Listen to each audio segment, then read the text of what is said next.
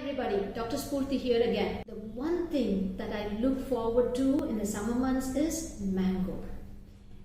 Mango on a plus minus, so let's see. Most of us know Nariya mango sapta, indigestion, gastritis, acidity, diarrhea, bloated feeling idellame.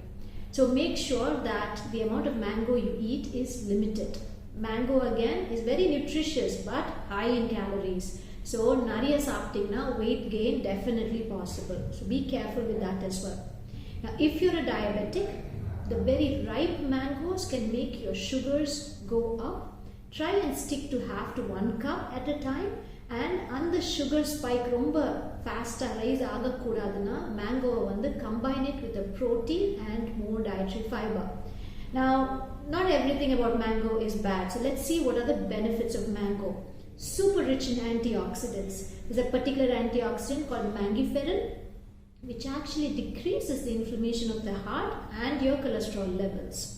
The resistant starches and dietary fibers seen in mango are wonderful for your gut microbiome.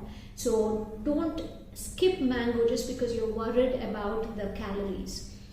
And just like how they are rich in calories, but also remember extremely nutritious. Vitamin C, vitamin A, folate, copper, magnesium, potassium. It's just a whole array of multivitamins. So don't worry.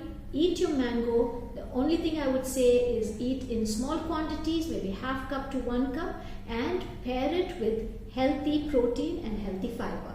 I hope these tips help. Enjoy your mango, enjoy this season because they don't come again for many months.